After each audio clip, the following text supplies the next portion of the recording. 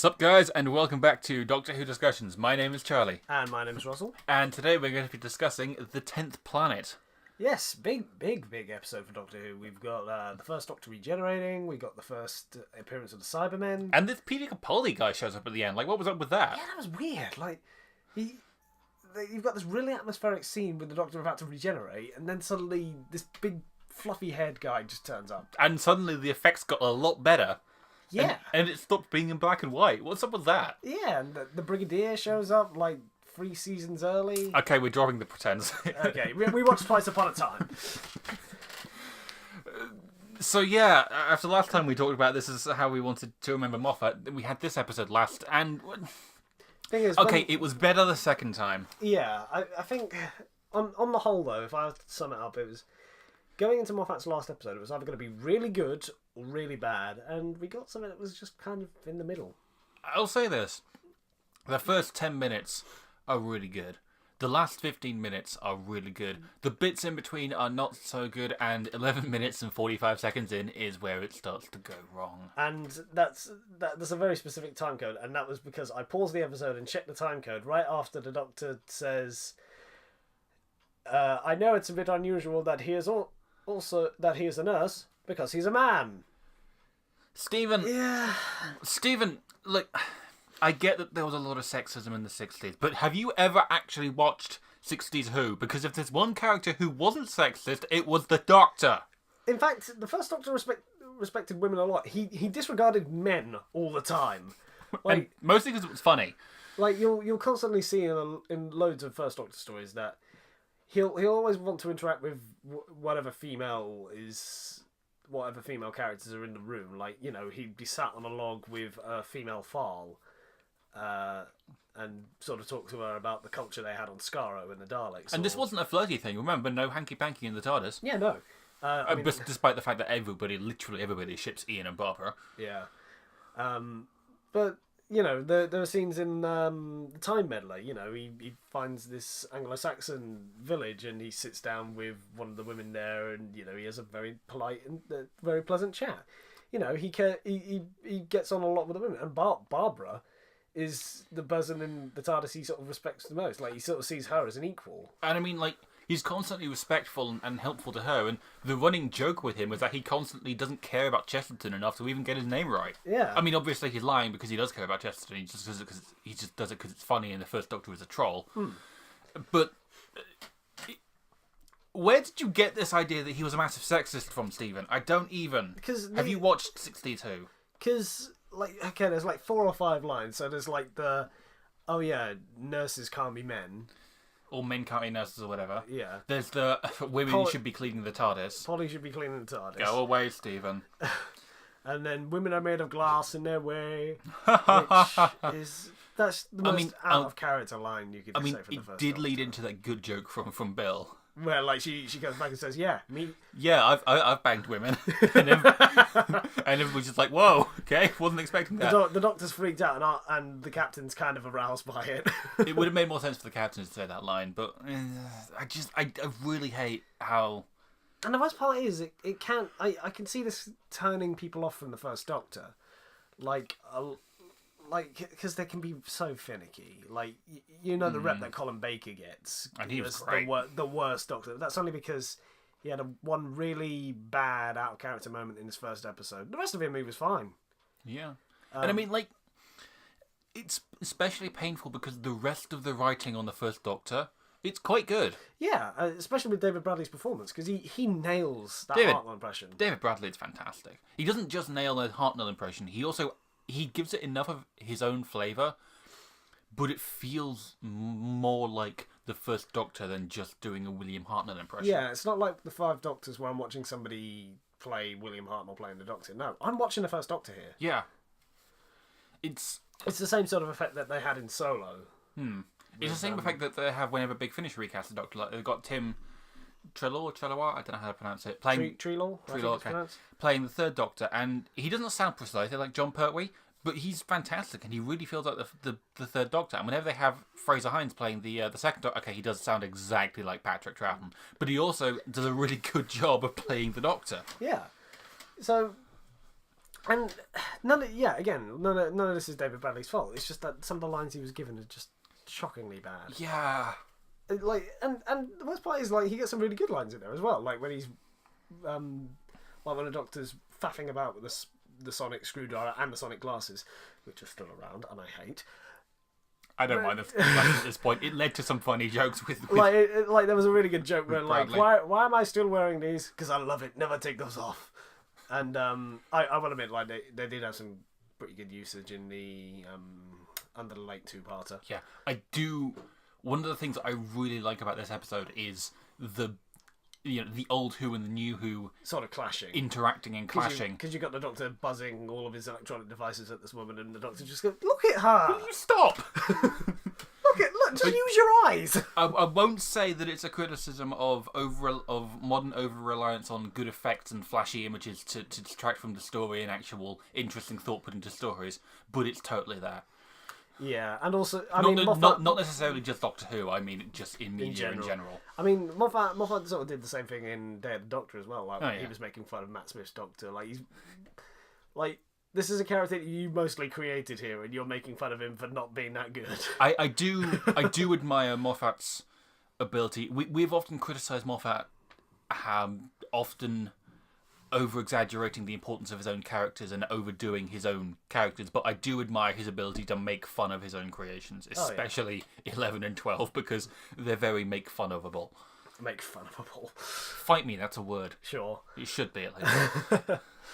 But yeah, like the first 10 minutes with the two Doctors meeting each other, and suddenly time stops. One effect I missed at Christmas, which was nearly a year ago, was whenever somebody was walking through the snow as it was frozen, or when the Doctor sort of flicked that snowflake off, they all came back into place, and that's a really cool effect because that's something I always wonder, like in like if time froze, like you could just sort of manipulate it whatever way you want, couldn't you? But no, it could just snap back into place.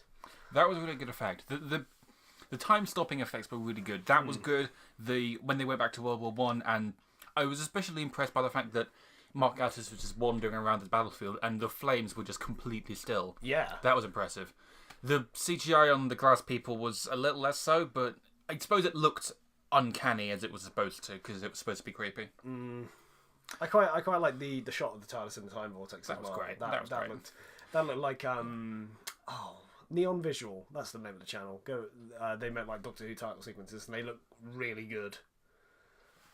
On the note of the glass people, though, I'm going to say this. I know a lot of people disagree with me on this, but the fact that it wasn't an evil plan, I actually like that.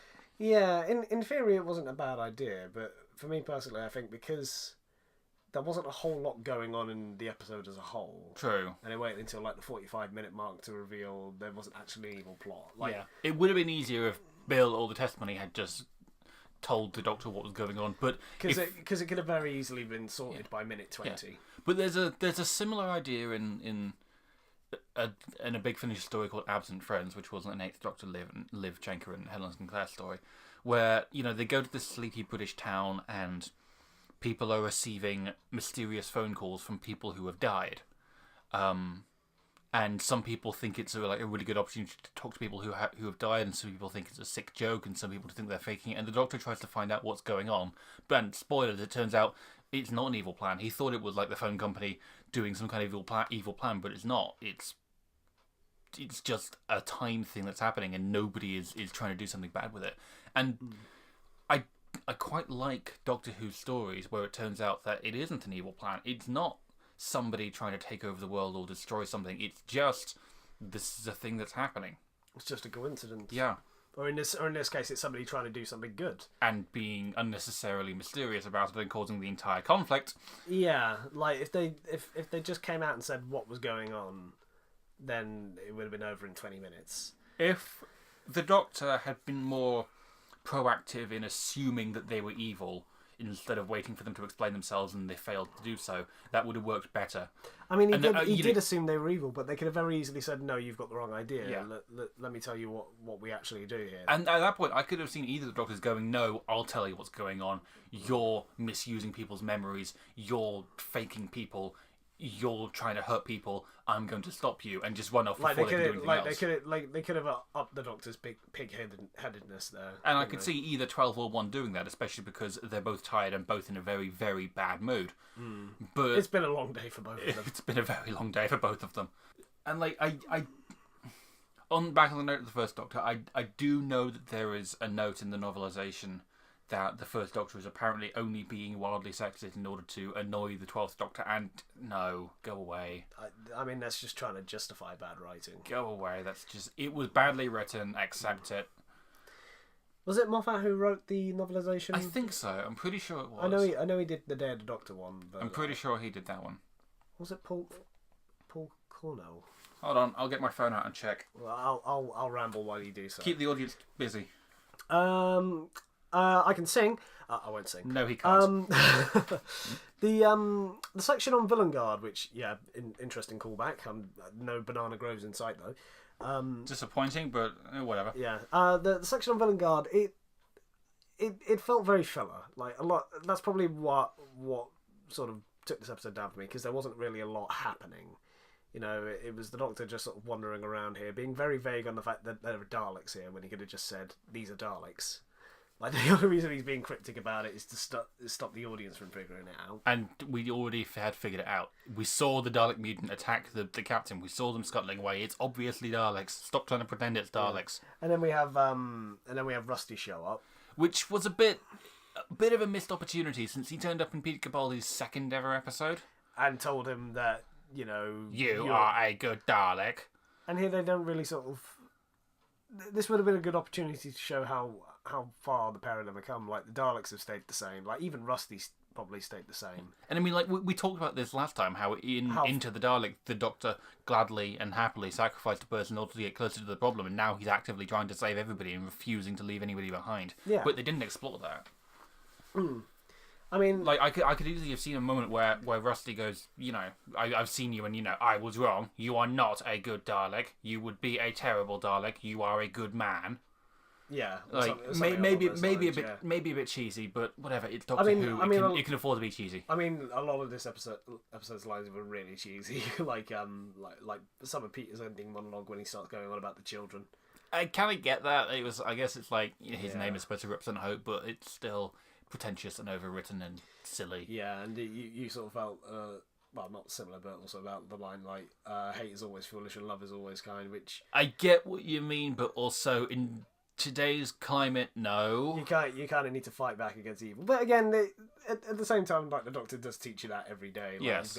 You've got to stand up for yourself when the odds get going. There's this idea that some of the Doctors are entirely about non-violent resistance, and you have to talk to your enemies. But no, the Doctor's always been about talking to your enemies is better. But if they will refuse to stop hurting you, shoot them in the face. You've got to hurt them back to make them stop. It's like everyone talks about how Peter Davison is the nice one, but dude was going to shoot Davros in the face. Yeah, he shot a Dalek earlier on in that episode with an actual pistol. Hey, remember that time he outright murdered a Cyberman with a gold star?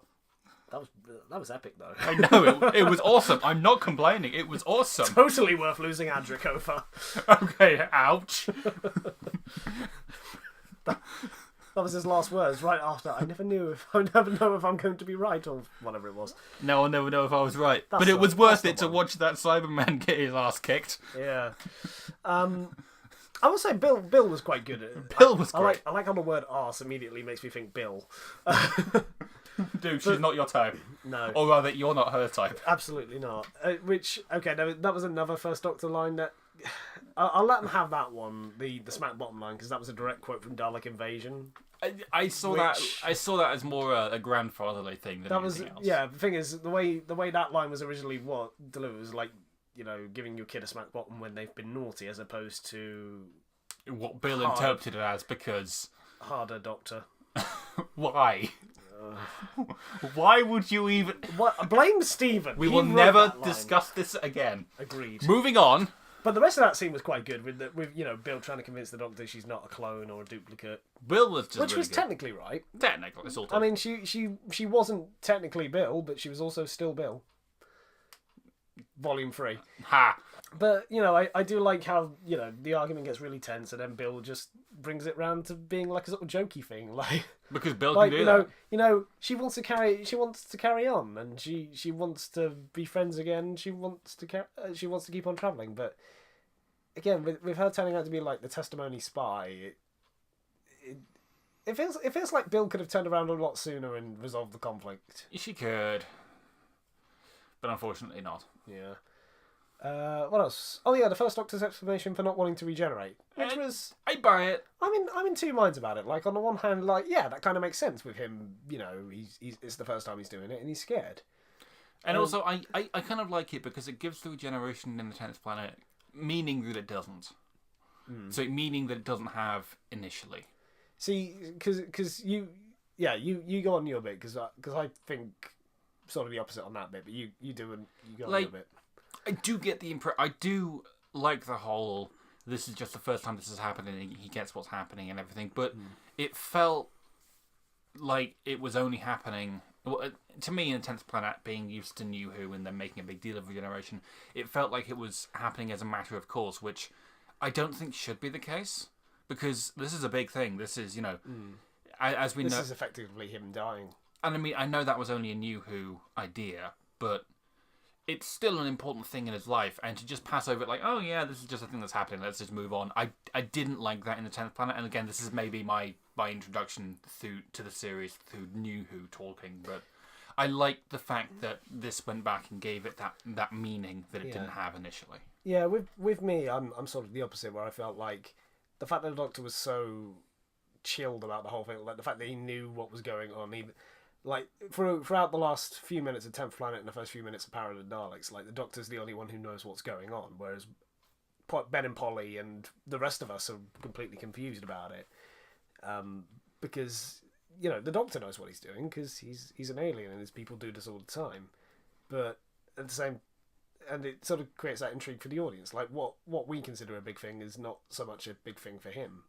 But at the same time, I do see it from your point. Yeah, I get what you're saying. It's a middle ground to be had. Yeah. Is this the most we've disagreed on an episode? Possibly. I mean, it's not even like that divisive. No. But I mean, it's not a divisive episode. Pretty much everybody hated the fact that the First Doctor was suddenly sexist. Yeah. And again, I think this is another divisive point. Like, I did quite like the little monologue the First Doctor had about him going out into the universe to find out what all this good and evil shtick was about. Like, yeah, I could buy that. Why good prevails, but because we've both sort of had enough of like the Doctor being the big centerpiece in the universe. Yeah, But I feel like this one was a bit more underplayed. Yeah. Like there's so many explanations now as to why the Doctor left Gallifrey, but we don't talk about Hellbent. No, I was talking more about the one in the Gallifrey spin-off, but that's irrelevant. But this one, I quite like this idea actually. Just like he wants to get out and explore the universe and also see how it's sort of being held together. It's like I'm gonna go to something very, very unrelated here. There's a joke in the web series Sword Art Online Abridged where a character basically there's a character who in the game, because the thing is these people are trapped in a video game. It's Tron. It's Tron. And there's a character who is like an AI therapist thing, and she pretends to be she pretends to think she's the daughter of the two main characters who are in a relationship. And when she reveals why, it reveals that these two were the two most broken sociopathic players she'd ever found, and everything she knew about relationships taught her that one of them would eventually kill the other, but they kept making the relationship work, and she wanted to find out why. I wanted to know what love is. I wanted you to show me. Goddamn foreigner. You mean the band, right? And that's why she went out and met them. And obviously it's slightly different, but that's basically the same thing that the First Doctor is doing here. At the end of the Everything day, he knows teaches him that evil should always win, and the universe should be a horrific place where evil is constantly destroying everything, but it doesn't. It stays stable. And he's like, why? I want to find out. And I do quite like how throughout the whole thing, like they keep talking about like the legend, I keep getting annoyed whenever Moffat brings up like the Doctor is this legendary figure, but I do like how throughout the whole thing the First Doctor's completely oblivious to it. It's like he doesn't really care. He's at this point he is just a bloke. But you know, he's still in his very early days, and there's all these references to like a legendary hero, and the Doctor's just sort of like, oh, that'd be nice if someone like that existed, wouldn't it? But at the same time, it's this idea that the legendary hero isn't actually the Doctor. Or the legendary hero is the Doctor, but not because he goes around and always saves the day, but because he inspires other people to be more like him and makes them the heroes. Like, he's only the legendary hero because he helps people be the best people they can, and that's what makes the universe a good place. He makes people better. Yeah. And it's not him making the universe a good place. It's him inspiring everybody else to make the universe a good place. Which I think is a much better explanation than he's the centerpiece of the universe, and without him the entire universe would just fall apart at the seams, which is why I don't like the Big Bang. Yeah. But again, that's irrelevant. Yeah. And yeah, like there's some good character study on the first Doctor, even though like the writing for him was pretty terrible at times. At times, like we said, overall it was mostly good, with the few punctuated examples of "Go away, Stephen." Yeah. 12 as well.